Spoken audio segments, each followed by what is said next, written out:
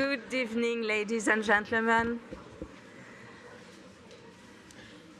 Chère Madame Zhemkova, Monsieur le conseiller administratif, cher Samy, Madame la directrice exécutive, chère Corinne, que je ne vois pas, qui est là. Dear members of the Geneva Graduate Institute Foundation Board, Your Excellencies, dear students, dear colleagues, dear friends, ladies and gentlemen, a very warm welcome this evening to the second edition of the Kofi Annan Geneva Peace Address here at the Geneva Graduate Institute within the very well named, particularly for tonight, Maison de la Paix. The Kofi Annan Geneva Peace Address is a high-level lecture on peace that is held every year as part of the Geneva Peace Week, the latter having now become a tradition on the international Geneva scene. Let me express here my warm thank you to our partners for this yearly event, the Kofi Annan Foundation and the Geneva Peacebuilding Platform.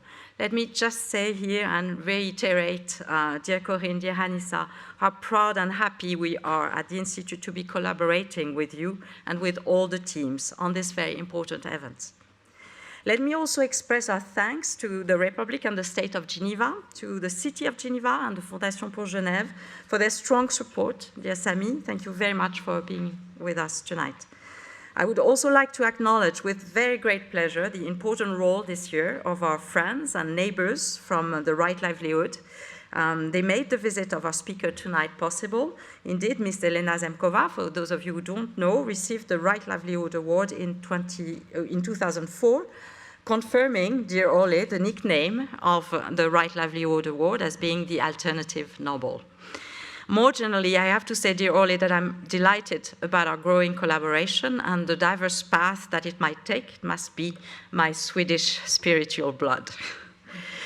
Last but not least, I would also like to express my thank you to the team at the Graduate Institute, to Akim Venman, to Lena Menge, but also to my entire comms and events team. What a pleasure and a chance it is for me to be working with all of you on a daily basis. It really is an honor and a privilege to welcome you this evening at the Maison de la Paix, Ms. Zhemkova. Ms. Zhemkova is the co-founder and the executive director of Memorial, and as you all know, her organization, Memorial, was awarded the Nobel Peace Prize this year, in 2022, together with the human rights advocate Ales Bialiatski from Belarus and the Ukrainian human rights organization Center for Civil Liberties. The Norwegian Nobel Committee decided to honor this year 3 outstanding champions of human rights, democracy, and peaceful coexistence, who do so, furthermore, across and beyond the borders of war. To quote the UN Secretary General, this year's Nobel Peace Prize represents the oxygen of democracy and puts the spotlight on the power of civil society to advance peace. Corinne will tell us more about Memorial and its role, but let me underscore here 3 reasons why it makes particular sense for us, Ms. Zhemkova, to welcome you and through you to honor your organization at the Geneva Graduate Institute. First, the first reason is that peace is at the heart of our identity at the Institute. We were born in 1927 for peace, with peace as our structuring compass.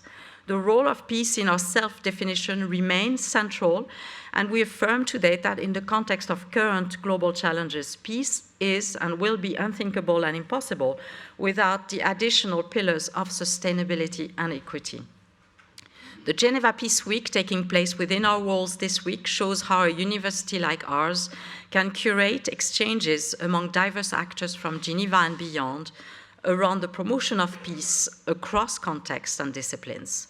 The theme of this year is of the Geneva Peace Week is Peace is Possible, and the fight your organization is associated with, Ms. Zhemkova, is a concrete materialization of this claim indeed. Peace is possible, even when it is threatened. We must and we should keep affirming that peace is possible. A second reason why it makes sense for us to welcome you has to do with the bridge that you and your organization are creating between the past, history, and memory on the one hand, and the defense of a certain vision of humanity here and now today. Democracy is impossible without memory. while totalitarianism, on the other hand, thrives on the mutilation and the destruction of history and of memory. At the Institute, we strongly believe that we cannot build a meaningful future without deeply embracing and understanding our history, without sustaining our memory. A third reason, last but not least, is that in this age of renewed fears, some of which are definitely existential fears, we have to declare an age of courage. Courage will be the theme, as it happens, of our year at the Institute, and your organization and yourself, Ms. Zhemkova, embody, if anything else, courage. So thank you very much for being here. Welcome again, and let me now give the floor to Monsieur Sami Kanan.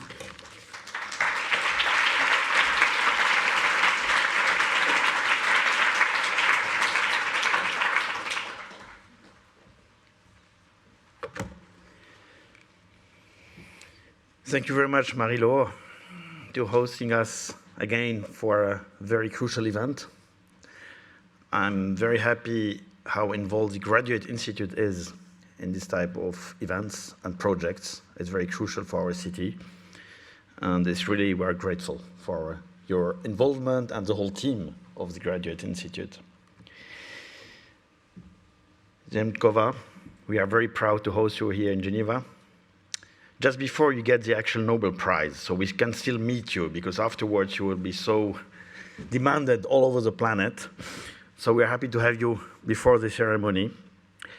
And it's a very impressive coincidence that earlier this year, in February, we could host the previous Nobel Prizes, 21, Maria Ressa and Dmitry Muratov, also in Geneva, to talk about freedom of press, freedom of expression. And again, we are happy as a city of Geneva to be partner for this event. And thank you to the Foundation Kofi Annan, to Right Livelihood, and all the partners to make this possible. The authorities of the city of Geneva try in a very modest way to contribute to all efforts towards peace. It seems obvious that every human being wants peace, in theory. But we know how difficult it is to build peace and especially to maintain it. Peace is not just the absence of war. It's not just the absence of conflict or violence. Peace is a much more ambitious and complex project. It implies a lot of efforts. If you want it sustainable, to bring back peace and conflict is one thing, but to maintain peace afterwards, to heal all the violence, the bad memories, the blood which has been shed over the conflict, to imply forgiveness, openness, tolerance, understanding, mutual understanding, and to build a common ground that allows peace to be really sustainable. We all know how difficult it is. It requires a lot of effort, and it requires personalities who can structure this work, and structure this process, and bring positive impulse, even in situations which seem desperate. If you look at history, and I think if I had to study again now, to start new studies, I may study history. Because more than ever, if you look at the present conflicts in Europe and elsewhere, the understanding of history is crucial. And I guess that all the students in this room will agree, and all the academics. Because many researchers, well-known researchers, state nowadays that actually humankind has been progressing towards peace. That there is less violence and war than like 200 or 500 or 1,000 years ago. I'm not talking about the climate issue, because that's getting much worse at the moment. In terms of peace process, for example, the famous psychologist Steven Pinker had a publication of more than 1,000 pages called The Better Angels of Our Nature. He's demonstrating that violence is going back in humankind. Even the very critical economist and very famous Thomas Piketty, who published A Brief History of Equality, pretends to have proven that since the 18th century, there is more equality and inequality is regressing. It seems strange because you have the impression that it is the contrary. So we have to take into account this research to put it in the discussion and to put it in perspective with the present perception we have and the fact that nowadays we have the impression that conflict is all over the planet. It may be related to the fact that we have much more information than 50 years ago. We have far too far information. We are informed in live on all conflicts in a way that human being is not always prepared to. But still, to have some background information, to take some distance, to try to avoid being only discussing based on immediate emotion and reactions, that is absolutely crucial. I know that the World Peace Index, established every year by the Institute for Economics and Peace, shows that this peace index is getting bad since 40 years, worse. It's an alarm. It shows that even if it's progressing over the hundreds of years, it's regressing in the last years. It's a real alarm, and especially the relation between peace and democracy. So we need personalities, we need people who engage themselves. Some of them are famous. Many of them are unknown. Many of them try in their daily life, in a very modest way, discreet way, to promote peace and to avoid violence. And I really welcome the whole Peace Week, and especially the fact that you introduced this notion of Geneva Peace Address, and the first two guests are women. It's a symbol as such. And I hope that this is also a message for the future. The fact that we have now war in Europe, I mean, I'm half from Europe, half from Lebanon, so I know what war is. I was growing up in a war country. For some Europeans, they had forgotten that war can be so close. And I'm not happy about that. It's not a cynical statement. It shows that it's not only far away in Africa, in Middle East, or elsewhere. It can be also in the same continent we are living, very close to us and very threatening.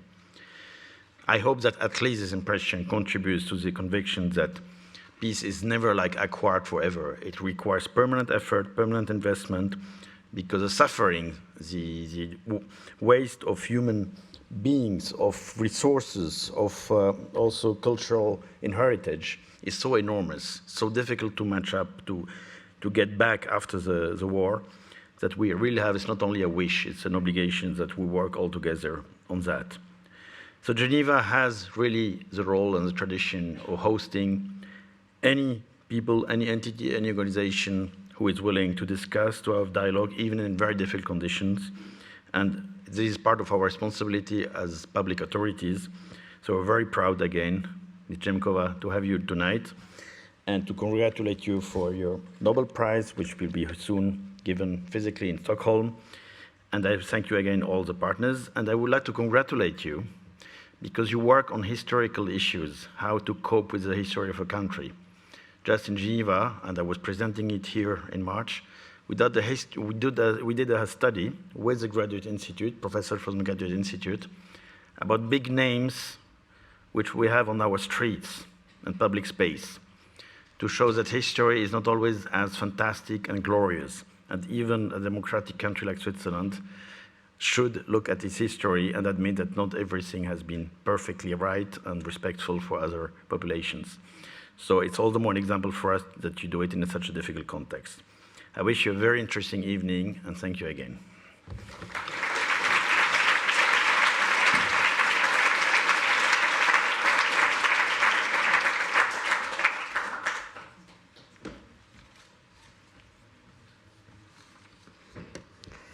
Mrs. Zhemkova, Monsieur le conseiller administratif de la ville de Genève, Madame la directrice de l'Institut cher Marie-Laure, Mesdames et Messieurs, les représentants permanents, chers étudiants, chers amis, thank you. Thank you on behalf of the Kofi Annan Foundation for being here tonight for the Kofi Annan Geneva Peace Address.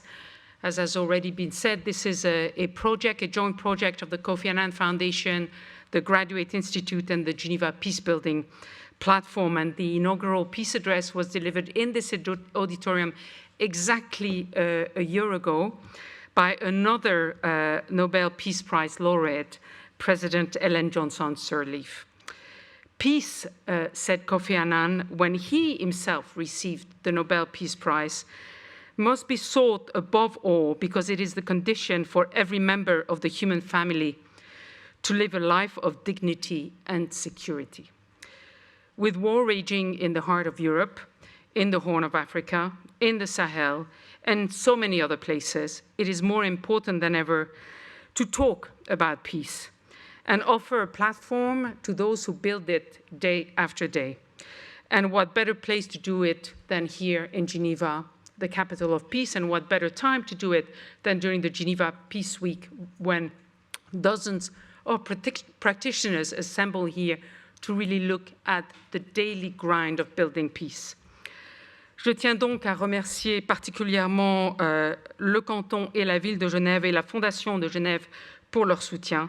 Et par leur engagement, ces institutions démontrent une fois de plus que l'esprit de Genève est bien vivant. Et a huge thank you as well to the Right Livelihood Award, RLA, who made this event possible today. As Marie-Laure has said, of course, the Human Rights Organization Memorial was given this year, 2022, or is about to be given the Nobel Peace Prize, together with human rights advocate Ales Bialiatski from Belarus and the Ukrainian human rights organization, the Center for Civil Liberties. Founded in 1987 by Andrei Sakharov, yet another Nobel Peace Laureate, Memorial has spent 30 years working across Russia, as well as in several other European countries, to compile a history of mass atrocities and political repression in the former USSR, and to defend human rights wherever they are threatened. And Mrs. Zhemkova is a mathematician by education. She was a co-founder of Memorial Society. Since 1988, she has been working as member of its board, and since 1995 as executive director of Memorial Historical, Educational, and Human Rights Society. Her main academic interests include the history of political repression and a comparative analysis of the Nazi and Soviet repression mechanisms. In June 2022, Elena Zhemkova received the title of Doctor Honoris Causa from Sciences Po in Paris, my alma mater. When announcing the laureates for 2022, the Nobel Committee noted, and I quote, "Memorial is based on the notion that confronting past crimes is essential in preventing new ones." And when you received the Right Livelihood Award on behalf of Memorial already back in 2004, so RLA has is quite a few years ahead of the Nobel Committee, you said, Mrs. Zhemkova, and I quote again, "The spirit of our work is the fight for truth and law."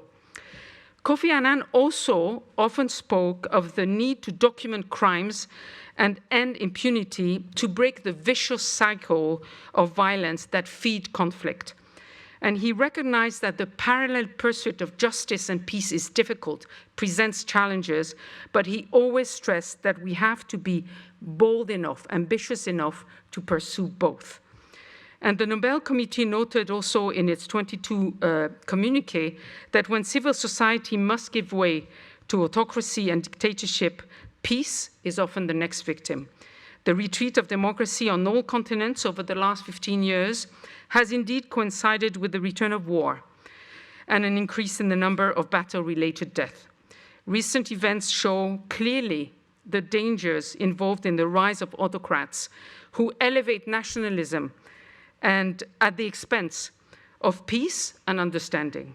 So speaking in this auditorium just a few months ago, Maria Ressa, the 2021 Nobel Peace Prize recipient, told us that without truth, there is no trust, and that without trust, there is no democracy. And I'd like to paraphrase her tonight and to say that without truth, there is no reconciliation and no justice, and that without reconciliation and justice, there is no peace. So the search for truth must be a priority of peace builders. So Mrs. Zhemkova, a huge thank you for accepting to come here tonight and deliver the second Geneva Kofi Annan Peace Address. Just before I give you the floor, just a note to all our audience that Mrs. Zhemkova will speak in Russian. You do have headphones. Please put them on now. And I believe that Russian will be on channel 1 and English on channel 2. So thank you again for being here with us. And may I now invite you, Mrs. Zhemkova, to the podium to deliver the 2022 Kofi Annan Geneva Peace Address. Thank you.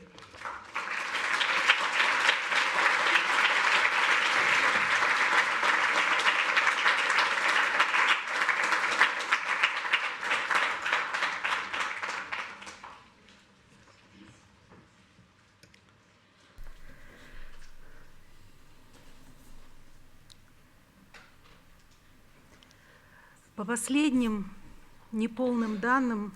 to the latest figures by the United Nations Human Rights High Commissioner, which is still incomplete, from the 24th of February 2022, when the Russian Federation launched its armed attack on Ukraine, and until the 30th of October,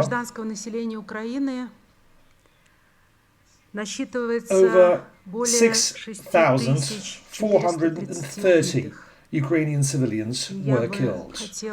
And I would like to begin my statement with a moment of silence to honor the memory of all those victims of the ongoing war.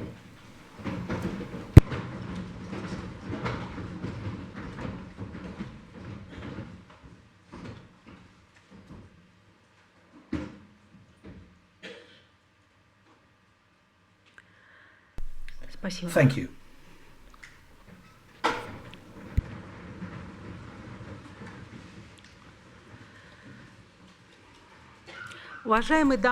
Ladies and gentlemen, dear friends, I thank you for this honor of addressing you. I am delighted to be here today. I'd like to thank Professor Marie Laureate, Director of the Graduate Institute in Geneva, for inviting me to this renowned institute. My thanks also go to Karine Mamal-Vanyan and the Kofi Annan Foundation for keeping the memory of Kofi Annan alive. Kofi Annan was also a Nobel Peace Prize winner, and his legacy of peacemaking is still relevant today. The power of his personality continues to inspire us. I'd also like to thank Ola von Vexkul and the Right Livelihood Foundation for supporting the work of the Memorial Society since the Memorial received the Right Livelihood Award back in 2004. I also thank the Geneva Peacebuilding Platform for hosting this Geneva Peace Week. I'd like to thank Mr. Sami Kanan and the city of Geneva. I take this invitation to speak here as an expression of interest, support and solidarity with the cause that Memorial and the many thousands of people who cooperate with us serve. On the 7th of October, the Nobel Peace Prize was awarded to the Memorial Society. I found out about it in Tbilisi, in a taxicab, on my way to the opening of an exhibition called Daddy's Letters. This exhibition tells the story of the people who died in Stalin's camps, how they managed to send letters to the outside, to their children who knew nothing of the fate and suffering. On that same day, in the very heart of Russia, in the Komi Republic, my colleagues opened the exhibition called The Right to Correspondence. It is another exhibition about the fate of Soviet prisoners, but mainly about the fact that human connections are preserved even in the most brutal conditions, despite all efforts by the state. I was very worried about my colleagues in Russia. I was afraid that during the opening of the exhibition in the Komi Republic there would be another aggressive hoodlum attack, or the local authorities would ban the exhibition under some bogus pretext. These new exhibitions of the Memorial are the result of several years of hard work by Memorial historians and archivists as part of a major international project supported by Switzerland. And I take this opportunity to thank the people of Switzerland for understanding the importance and the necessity of our work that deals with the Soviet past and our fight for human rights today. Today, the Memorial is going through a difficult time. The International Memorial, which was the coordination center for a network of memorial organizations in various countries, more than 40 organizations in 6 countries, was liquidated by an absurd and unlawful ruling passed by the Russian Supreme Court at the end of 2021, and this ruling to liquidate was upheld at the beginning of this year, despite all of the appeals. The authorities are trying their hardest to hinder our research and educational activities. They close down our websites and exhibitions, deny us premises for events, obstruct access to archived materials, they freeze personal accounts of our employees, they persecute activists, they refuse to investigate and punish aggressive hoodlums who threaten physical violence against my colleagues. Of course, working under such conditions is not only difficult, sometimes it can be scary. I was on my way to the opening of the exhibition in Tbilisi, and I thought I would definitely say that I am proud that in today's most difficult circumstances, the people of the memorial are not complaining. They continue to work, defending other people in courts. They open exhibitions, they give tours to historical human rights places. They help people find information about their repressed relatives. On the 7th of October, another event took place. A Russian court decided to repossess the memorial's house. To buy this house, we collected private donations from all over the world. The world understood and supported us. We managed to raise $3 million. We bought the premises at a commercial price and paid all taxes. We equipped and decorated the house. This was a warm place where we felt at home. Warm and home should be capitalized. This was the house of truth about the past, the house of human rights, an important point on Moscow's map, on Russia's map, and I'm sure on the map of the world. For many years, this place was home to research work, exhibitions, conferences, workshops, and schools for young scientists. It was home to a unique and open archive, a museum and a library. This Russian court ruled, contrary to applicable laws, that if an organization is liquidated, all of its legally acquired property now belongs to the state. Someday it has been in the life of the memorial, the 7th of October, 2022. 2 exhibitions in 2 different countries, 1 Nobel Prize, and 1 house repossessed. Why is there such a great contrast between the hostile attitude of the Russian authorities towards the work of the memorial and the recognition of the memorial's merits around the world? Why are the Russian authorities so aggressive? Why are they so cruel towards ordinary people who are engaged in history to defend the dignity and human rights of ordinary citizens? And it is not only cruel and aggressive towards us from the memorial.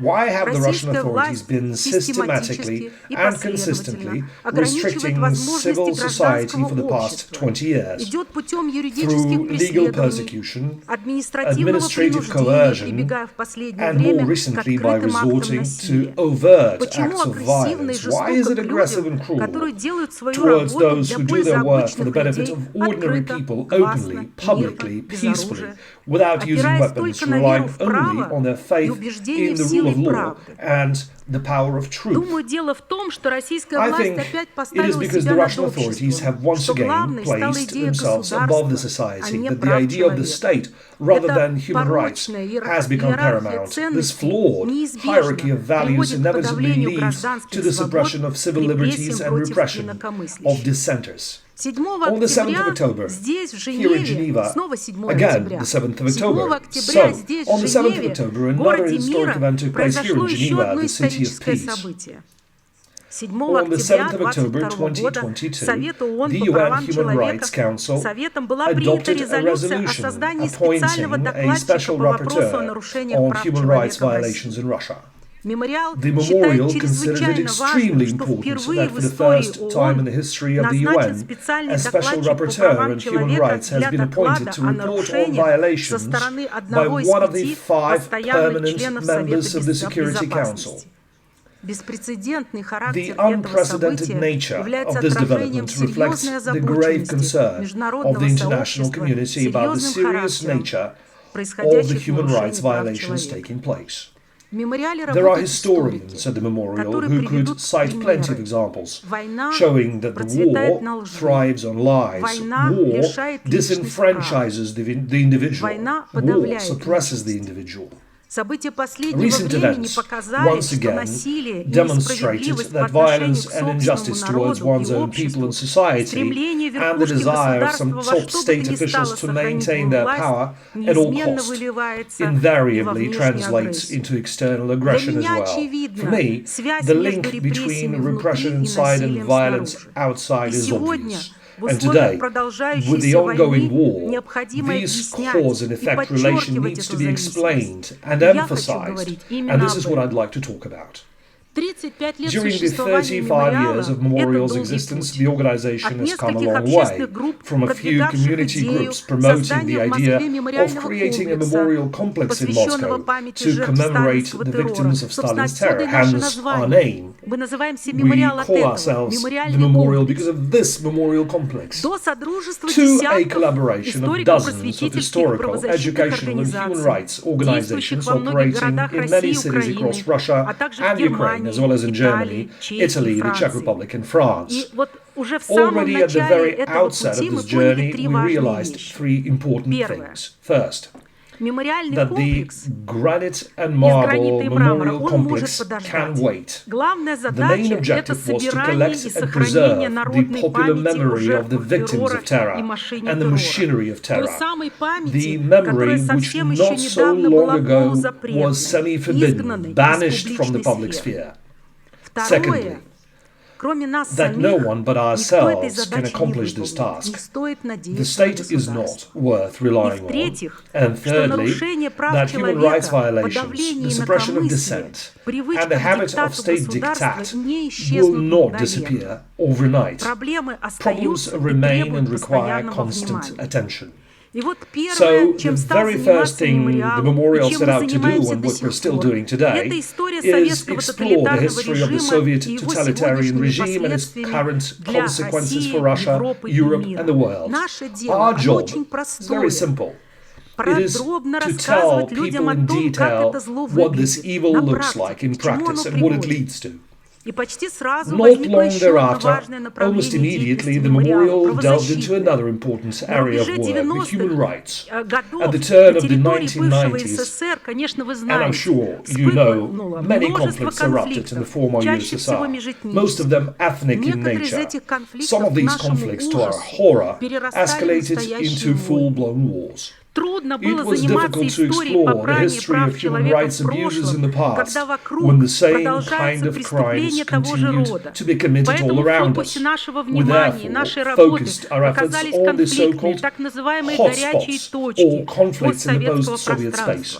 Karabakh, Abkhazia, Transnistria, South Ossetia, Tajikistan, and later Chechnya. This was all areas of our work. And of course, we got involved with the refugees and IDPs who were running from these conflicts.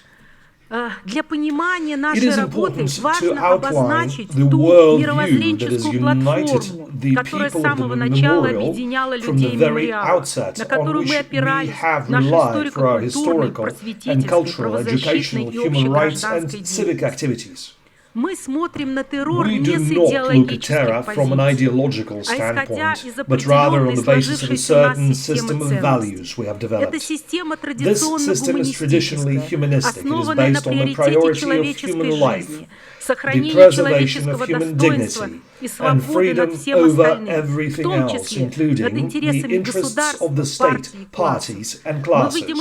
We see the source of evil, its core, in attempts to put any abstract categories, an idea, a religion, a nation, a state, anything at all, above a human being.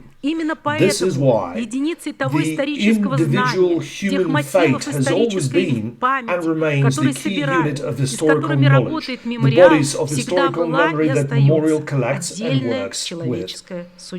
A standalone human life and human fate. It is also important that we do not see the Soviet totalitarianism as a local historical phenomenon. This regime, much like Hitler's Nazism, is one of the faces of an international universal evil. And unfortunately today, we have a terrible confirmation that this evil we tried to put an end to is still alive. We're all gathered here as part of the Geneva Peace Week. We are here to talk about peace. But peace is much more than the absence of war. With this in mind, I'd like to share with you three key points that we have learned over the last 35 years of Memorial's work. One, peace requires truth. The Memorial emerged as a broad social movement of people who stood for the truth about the past. The Memorial stands for the desire of many people to know the truth and tell the truth. According to the most conservative estimates, there were at least 11 million direct victims of terror and repression in the Soviet Union alone. Add to that family members and loved ones, add millions of victims of the man-made famine caused by the state. We are talking about tens of millions of people. The necessary and obligatory, from our point of view, cure for the trauma that so many people endured. For the entire nation, essentially, it is the truth. If we want the horror not to repeat itself, and we do want that, we need the whole truth, unvarnished and unadulterated, the whole truth about the past. We need to know what happens, when and how. We need the details and specifics. We need to know the names and fates. I think it would be appropriate to quote a statement made by the Memorial back in 1989. That was 33 years ago. The past does not belong to anyone in particular. It is the property of the present and future generations. Only if it remains so, protected from monopoly, can it be an effective force in preventing new errors and crimes, new outbreaks of violence and calls for fratricide. If we do not know the truth, if we allow such recent crimes to be forgotten, let alone justified, we will once again be subordinating history to today's politics, once again opening the door to state-sponsored violence. Therefore, our conclusion is that in order to preserve peace, we need the truth, documented, publicly available, which becomes the basis of public work and social harmony. Second, peace needs democracy and human rights. When the interests of a state become the main value, democracy disappears. In the interests of the state, freedom of speech and freedom of assembly are restricted. Free elections are gradually eroded, and when the power becomes effectively removable, any crimes committed in the name of the state and in the interest of the state go unpunished. Impunity for human rights violations, crimes against humanity in local wars and conflicts within a country inevitably spills over. In countries where democracy works, where the government is controlled by the society, where human rights are immutably respected, where there is an independent judiciary, where victims of crimes demand and receive justice, where criminals know that punishment is inevitable, people stand a better chance of keeping their governments out of war. Therefore, our conclusion is that if we want to have a chance for peace, we need human rights to be observed. We need a functioning democracy. And third, peace needs all of us. Yes, the citizens of Russia have failed to keep the country out of war. Why? We have been able to do much to restore remembrance of the past and justice for the victims, both of the Soviet terror and of the modern state lawlessness. We have done much to ensure that the criminals are named, but we have not been able to ensure that the crimes are given a clear legal appraisal. Compensation for victims is important, but it's not enough. For a crime not to be repeated, it must be at least called a crime and condemned. in Russia, the crimes of the past have not actually been condemned at the legislative level. The law on the rehabilitation of victims of political repression that was drafted by the memorial and passed through the legislature back in 1991 condemns repression and terror in very general terms. But this is far too little. People in Russia are aware of the victims and are even sympathetic, but they do not understand that these are victims of the criminal and unchecked will of the state. Most Russian citizens have failed to realize that the state, which is run on the taxpayers' money and was created to organize their free life and make sure their lives are protected without any control and oversight from civil society, is capable of turning back into a machine of terror. The formula, justice for victims and punishment for perpetrators, is meaningless if only one of these conditions is met. Of course, many generations of my fellow citizens will be responsible for the nightmare of war crimes and destruction unfolding before our very eyes today, and for dealing with the consequences of this catastrophe. All the more important and meaningful for me is every voice of protest against the war that can be heard in Russia today. Therefore, our conclusion is that it takes all of us, each of us, to preserve peace.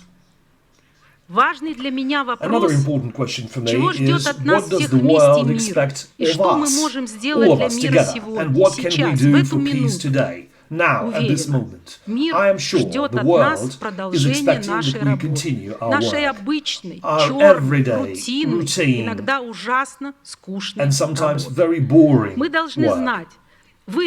You should know that civil society in Russia is not crushed, it's not dead. It's not giving up. At least, and I have the latest information, so at least 19,347 people have been detained for anti-war protests. In a situation of brutal suppression and violence, this is no small number. The truth is on our side. In our minds, this Nobel Prize has been awarded to the entire Russian civil society, and we're proud to receive it together with our colleagues and friends from Belarus and Ukraine. The Norwegian Nobel Committee stressed in his decision that civil society is more important than state interests, and that civil societies in different countries can be united in their pursuit of universal values. Many memorial employees stayed on and continued their work in Russia. Many were forced to leave. It is always a difficult decision for anyone, but we see this as an opportunity to unite the world. The memorial is now in the process of reshaping its structure, adding new organizations in different countries, and for this we will certainly need support, especially from Switzerland and from Geneva, the city of peace.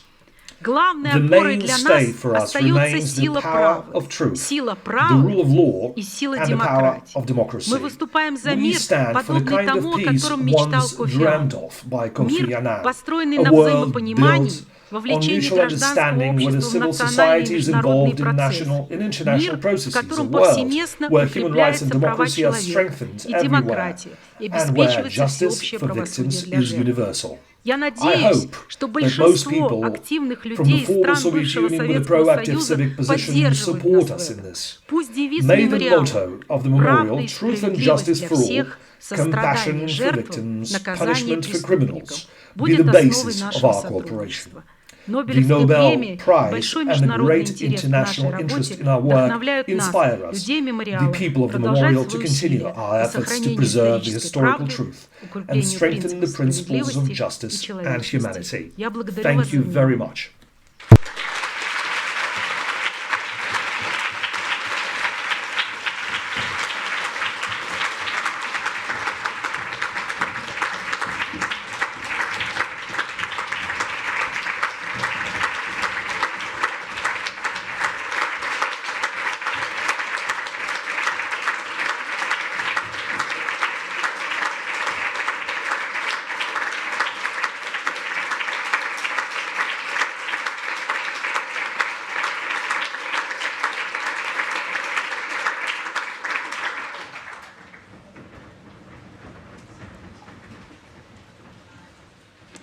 Thank you very much, Lena.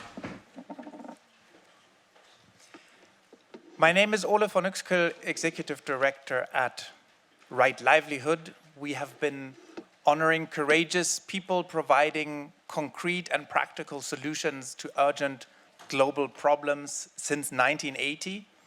People who at the same time work for large-scale system alternatives and who show with their practical work that another world is possible. We're a Swedish foundation, but we have been part of the Maison de la Paix since its inception here in 2015, and we're very proud to be amongst you in this community. And as has been mentioned before, in 2004, we had the honor to award Memorial International with the Right Livelihood Award. We're so happy that you are a recipient of the Nobel Peace Prize this year, and we are so honored here that you give your first international speech in Geneva. Thank you, Lena.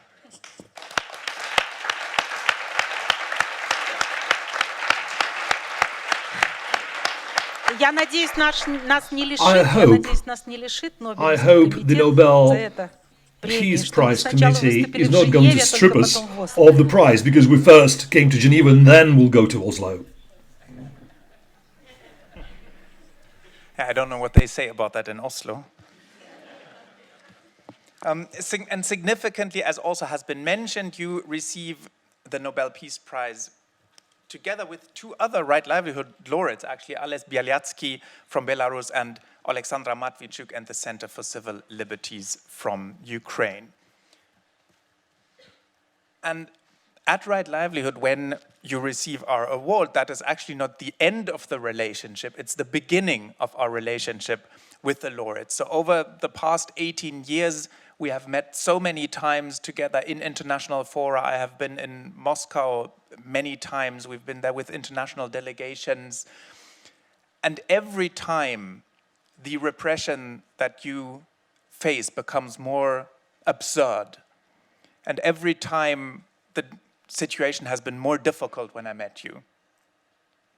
And every time your resolve has been stronger, every time there has been a greater spirit at Memorial, every time there have been more young people working at your offices who carry that spirit forward. And even now that they have what they call liquidated you as an organization, even now that you are threatened with losing your office, your spirit is unbroken and your positive energy is very much alive, as we're witnessing here tonight. So what keeps you and your colleagues going again and again in the face of all these difficulties and repression? Люди. The people. Причем первое это те люди, которыми судьбами которых First мы and foremost, занимаемся. these are the people whose fates concern us. And when you look at the trials and tribulations they had to go through and managed to remain dignified, good people, they preserved their friendships, the love for their family. In the face of want, they continued to help others. This is, no doubt, a basis for optimism. And these people, my friends, the people of the memorial who sometimes have extremely difficult lives and they continue to work. And the people all around the world, especially now when we're faced with such difficulties, when they show their solidarity to such an extent, well, my answer would be the people. And that is really the spirit that one feels every time visiting the Memorial offices. And as you already mentioned in your speech, the Nobel Peace Prize was given jointly to Memorial, to Ales Bialiatski from Belarus, to the Center for Civil Liberties from Ukraine, because of, as the Nobel Committee put it, the importance of civil society to build peace and democracy. So maybe you could say something more about the cooperation and the common agenda among civil society actors in these three countries and in the post-Soviet space. Well, I must say that the topics that the memorial deals with are very much the same topics that our colleagues in Belarus and the Ukraine deal with. And this is because human rights violations know no borders either. We can't watch and do nothing about something that is happening in another country next door. But our memory does not know any borders either. And now that they instrumentalize history and the consequences thereof show that we can't idly sit and watch what is going on. So our entire cooperation is very specific in nature. We maintain lists of political prisoners. We take care of the refugees and IDPs. And at the same time, we work with our collective memory. And by the way, this project that I referred to in my presentation, and for which I thank you, and which received a lot of support from Switzerland, this international project boils down to the fact that all of us together, human rights activists, historians from Russia, Belarus and Georgia, that all of us together, we will continue to work on our collective memory, and these exhibitions are a form, a way to work with our collective memory, and it's an amazing story. The first exhibition that we showed in 2019 in Belarus, and we didn't have a local partner. We were looking for a spot where we could do it, and we won a tender to rent a gallery. And do you know who the director of this gallery was? It was Maria Kolesnikova. And literally several months later she was arrested. And at the time, this was a fantastic exhibition. We had great plans.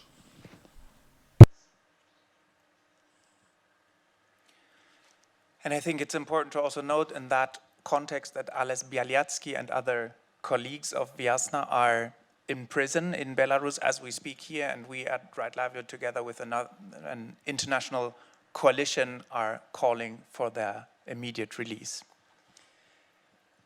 You've been very vocal, Lena and Memorial, in general, criticizing the Russian aggression in Ukraine since 2014. Actually, the latest wave of repression against Memorial, which now led to what they call the liquidation of the organization, started when a group of hooligans, of thugs, stormed your office on the evening that you were showing a film about the Galadomor, the Soviet-induced hunger that killed millions of Ukrainians in the early 30s. And following this, the same night, the police sealed off your offices and seized the so-called evidence, which then led to the liquidation. In your speech, you talked about the connection between repression inside Russia and violence in Russian foreign policy.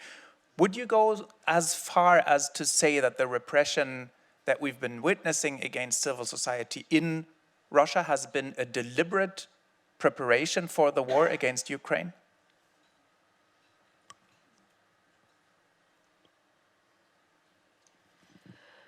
Well, if we look at what is going on and what came to pass after that, then yes.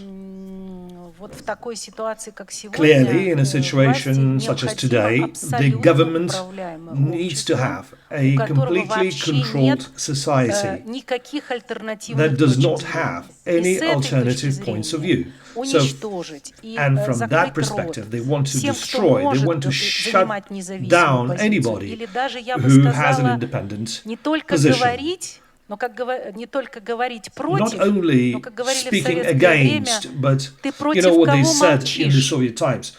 Who are you being silent against? So even those people who are being silent against the government, even those need to be shut down. Not only those who speak against or are silent against something, but everybody needs to speak in favor of the government, and from that perspective, it is indeed important to make sure that there is nobody who speaks against.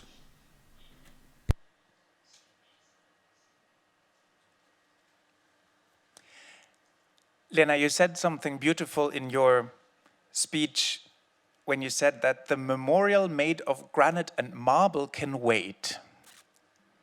Your priority is to work directly with people for historical remembrance. And one wonderful expression of this is the Возвращение имен, the return of names, where every year, actually just days ago on the 29th of October, people come out and read the names of victims of the Bolshoi terror, of Stalin's great purges of the late 30s. Can you talk about this people-centered approach to historical memory and why that is seen as such a threat by the Putin administration? Well, this was our very objective from the very outset. You see, it's easy, perhaps not so easy, but it's relatively easy to speak beautiful words. But how can you walk this way? How can you turn from the words to actual actions? Another important question is we're talking about millions of victims. When we talk about millions of victims, it becomes a mere number. The human brain is incapable of processing millions of kills, millions of victims. They may feel compassion with one or two people, especially if they are somebody you know. They can probably fathom what it is when we're talking about 100 people killed. Well, they can imagine this hall, this auditorium, and they can imagine that many people died. But 11 million people cannot be even imagined. It's unfathomable. So that has always been the main question for us. How can we keep and preserve the human dimension? How can we keep the faces of those victims? And from that perspective, that marble and granite memorial could wait, although it is important to have those memorials. And every single time we need to find a way for these memorials to be raised, because the human beings are the most important thing. But the government doesn't like it when we say that the human being is more important. That means that everything else has to be done for the human being. And that applies also to the state. So we have to adopt this very sober and rational approach. If it works well, well done. If it doesn't work well, let's improve it.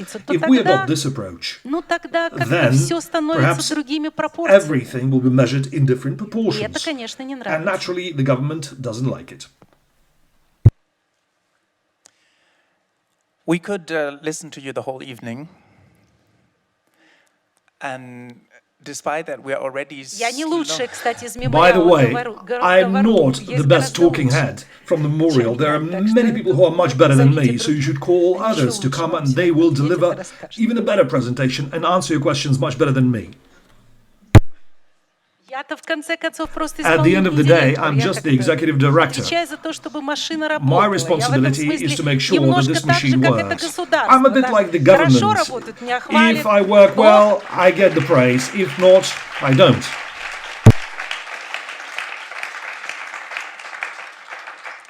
You are too humble. But we still have time for a few questions from the audience, and I would actually propose that we do 3 questions. We collect 3 questions in a row, and then Lena will answer them. And we have a first hand up in the back of the room. You have microphones coming. Hello, thank you so much for the opportunity. So as a self-respecting Armenian, I have to say that the next time you receive a big award, I really hope that you are in Yerevan and not Tbilisi. And my question relates, of course, to one of the deadliest conflicts that you mentioned, and that's the Nagorno-Karabakh conflict between Armenia and Azerbaijan. The current situation is that the peace talks are expected, and a peace agreement is potentially expected in the next few months, hopefully. But one of the things often mentioned in humanitarian affairs literature is that truth can endanger the peace process. So I wanted to ask you, what do you think is this tension between the truth and the peace? And what is the best way of navigating? Because no sustainable peace is possible without the truth. But how we can achieve peace and truth together? Thank you so much. Thank you. And we can have 2 more questions for this round. There's another one in the back. Hello, my question will be in Russian. My name is Diana, I come from Kazakhstan. It is a great honor for me to be able to ask you this question, which is as follows. You have talked a lot about the past, something you deal with on a regular basis. You talked about the Soviet past, and I come from the region, from Central Asia. I'd like to ask you the following question. To what extent, in Russia today, for you and for the memorial, the space has shrunk? To what extent you see an opportunity to expand your activities in Central Asia? Because we are a part of this past, as you said. And to what extent the Western outlook on the Second World War, well, for instance, in Germany, to what extent are you adopting their methods, their tools to improve your work? Thank you very much.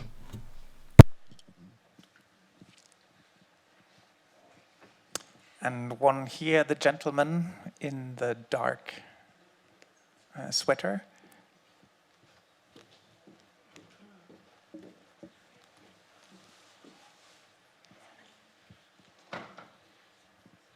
Good evening, Elena. My name is Stanislav. I come from Belarus, and I work with the Belarus Helsinki Committee, and my question is as follows. Yes, you mentioned today that Ales Bialiatski and several thousand people and human rights activists in Belarus are constantly persecuted and work under a lot of pressure. What would you say today to the Belarusian government? What would you say to this entire machinery, which at the moment is simply oppressing the entire region? Thank you very much. You know, all of these questions were very pertinent, and I'll try to answer all of them, but all of them are very serious questions if we are serious about it. But I'll try to be brief, and I'll start with the last question. What would I say to the Belarusian authorities? The same that I would say to the Russian government. Observe human rights, observe your own laws. And I would remind them, you know, I always remember this law on the rehabilitation of the victims of political repressions, dated 1991. Do you know who was the first to vote this law in at this time at the Supreme Council of the Soviet Union? It was the communists. At the time, they thought that this law was for them, that they would benefit from this law on rehabilitation because they were afraid to become victims. So I would tell the government, protect and observe human rights. It applies to you too, because one day or sooner or later, it will apply to you. It will concern you. You know, somehow they always believe that there are people and there are them. And they have a different destiny from regular, ordinary people, but as historians we can cite many examples that these things apply to them, sometimes even more than to others. This would be the first thing I would tell them. Then the question from Kazakhstan. I have to say, we have to be just, also vis-à-vis the government and the authorities. Perhaps they will appreciate it. In Kazakhstan, I have to say, especially as of late, a lot has been done to work with the collective memory and to rehabilitate the victims of political purges. They have memorials, they have laws, they have a commission set up that deals with these matters. Many people came to visit us from Kazakhstan, and in general, a lot of work is being done there. So it's not as if we need to send our paratroopers to Kazakhstan from the memorial and do everything on our own. No. The work is well underway. I'd rather say we need to think and develop cooperation. And we should try and explain to one another that this is not some local memory. So there would be purges in Russia that we would be dealing with, and then Kazakhstan is separate from that. No, we are talking about one collective memory. And now we have a force majeure situation. We don't know how we can continue to work. But if you try and think about working normally, what I'm deeply touched by and what I find very negative is that because there is this stovepiping between different countries when it comes to memory, there are large categories of people who have fallen between the cracks. Between the countries, they were repressed in one country, but they now live in another. The archives about this person are kept in one country and this person lives in another country. Well, this is something that we can cooperate on. And in a very serious vein. And lastly, perhaps one of the most difficult questions, how can we connect peace and truth? You're absolutely right. Sometimes the truth, seemingly, but I stress seemingly, is detrimental for peace. But I think it's not the case. On the other hand, all of us who deal with the truth, who try to explore the full, inconvenient truth, we have to be prepared to see a situation where somebody does not like this truth sometimes. Even the victims do not like the truth. It can be the case. We have to be ready for that. Especially when we talk about the conflicts, we should be ready not only to face the situation where you would be misunderstood and the pressure brought to bear upon you from the government. This is not something I'm afraid of, but the pressure and refusal to accept on the part of your friends, on the part of the victims, this is hard. But if you want to tell the truth, you have to be ready for that, and you have to try and talk to people. Thank you so much. And I will allow one last round of questions. We already had the gentleman in the green shirt and the gentleman with the blue jacket, both in the front. And the lady over there.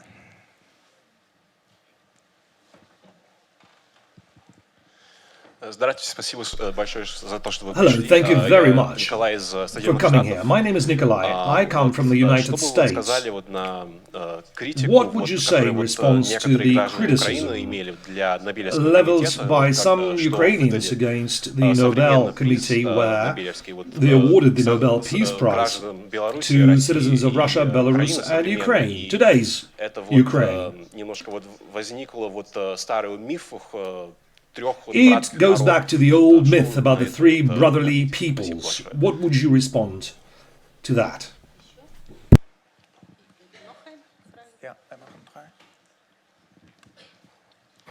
Good evening, everyone. I am Dr. Muhammad Yassin from Sudan. I was a rapporteur for negotiation peace for Juba Peace Agreement in Sudan. Then I was first Under Secretary for Federal Governance in Sudan up to October, when the military retook again the power. We were very happy that after a long period of dictatorship in Sudan, we managed to remove the regime.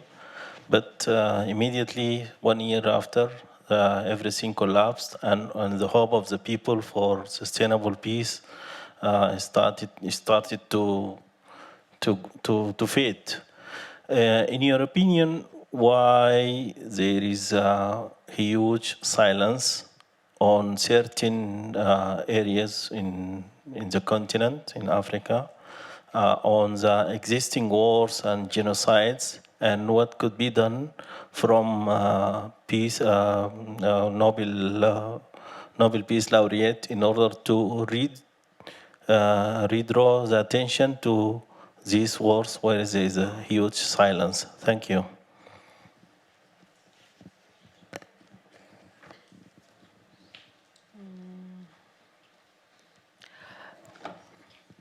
Hello, this is Lily. I'm from Iran. And everything that you were talking about was like reviewing my memories, because Russia and Iran's governors, they are following the same path, and they're both the biggest dictators. And I would like to know what is your input about current situation of Iran, and how do you think we can be more taken into consideration for other countries, and how other countries should react, how Switzerland should react, how United Nations should react to stop this bloodshed every day, and detaining and torturing and raping and all the bad news that you can just imagine. I really appreciate your lecture. It was amazing. I was about to cry, and I would like to know what's your input. Thank you.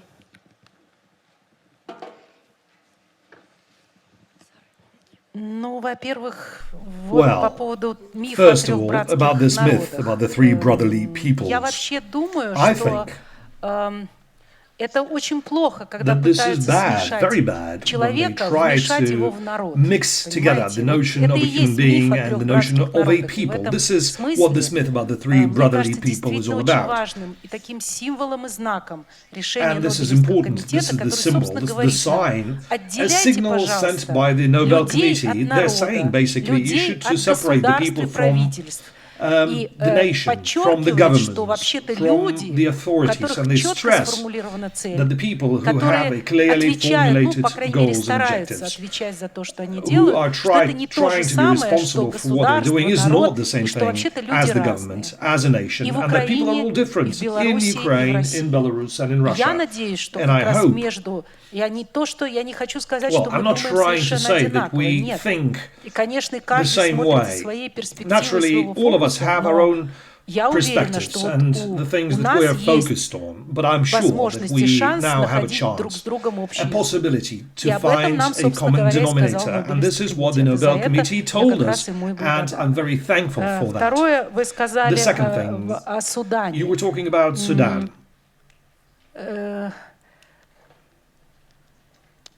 Почему стена молчания? Но ведь ваш и второй вопрос, собственно говоря, третий, вернее, вопрос об Иране, это тоже об этом же, да? Это вопрос о том, а как нам, людям мира, у каждого из которых есть, свое горе, свои заботы, как нам в наше сердце вместить и это, как нам выбрать приоритет, как нам сказать, вот эти, что сказать, вот эти жертвы мне ближе, они важны, а эти, как-то они дальше, я вообще, может, там никогда не был, поэтому мне как-то не так. Это мне не так. Вот как это сделать так, чтобы это все помещалось? Как сказать, как не выстраивать приоритеты между жертв? Как не говорить, вот это важно, это не важно? Это большой вопрос. И это вопрос, которым мы в мемориале занимаемся 35 лет. Потому что это сложно. Потому что вот мы сегодня как-то очень много говорили, говоря о мемориале, о том, что это правозащитная историко-просветительская организация. Но вообще-то официальное наше название, в котором 3 направления нашей работы, это благотворительная, подчеркиваю, историко-просветительская правозащитная организация. Мы много занимались и занимаемся жертвами. И поверьте, 35 лет занимаюсь жертвами, я вопрос о том, а почему вы занимаетесь нами, а нами не занимаетесь? Я с этим сталкивалась лично почти каждый день. Вот, а почему вы... И вообще, почему вы занимаетесь историей, а не только жертвами? Или почему вы занимаетесь только правами человека и не занимаетесь историей? Это у людей, у которых ужасно болит, которым нужна помощь сегодня, не завтра, не послезавтра. Вот у них этот вопрос... он у них горит. И это, с одной стороны, надо понимать, и как-то пытаться действительно находить, пытаться привлекать внимание, пытаться не заслонять одних жертв другими, одни войны другими. Это трудно. Но я просто вижу, как в целом все-таки и мир, Мир старается, и знаете, этот вопрос мне не был задан, но я хочу, знаете, как-то ответить в конце на незаданный вопрос. Можно? Мне часто, просто его часто задают, а, собственно говоря, а чем мы можем вам помочь? How can we help you? И я хочу Is the question I hear еще very раз often, сказать, and I'd я уже like to этого repeat говорила. again and again and reiterate. Одна из самых таких, знаете, как-то даже понятных One of the аргументов arguments, пропаганды, the причем еще easiest советская, а argument to потом и understand, российская, она which is often by такая. first the Soviet and now the Такой Russian этот аргумент. propaganda. The Что argument такое sounds Запад? as follows. What is Запад the это West? капитализм. It is capitalism. Запад это все The West продается и is все where everything can покупается. be У bought Запада and нет sold. ценностей. The West does not Это have values.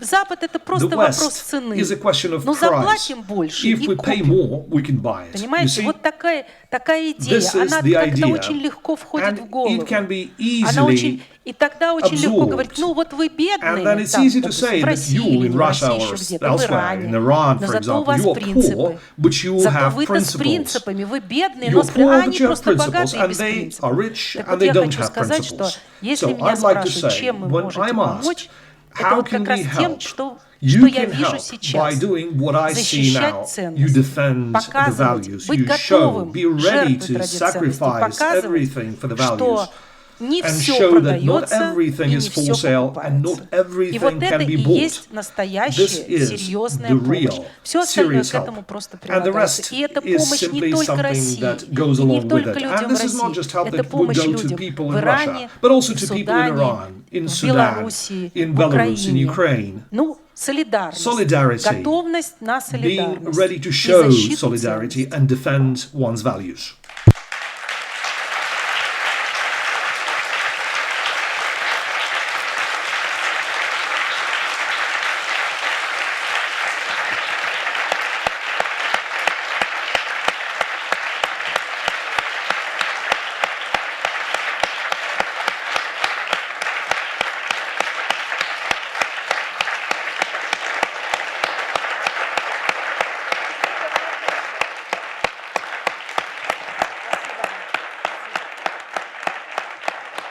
И спасибо And большое. thank you Спасибо very всем much to друзьям. all of you, Правда, my мы friends. очень чувствуем We do поддержку, feel your support. We солидарность. do feel Спасибо your вам, solidarity. всем Thank друзьям you нашим. all, Спасибо. our dear friends.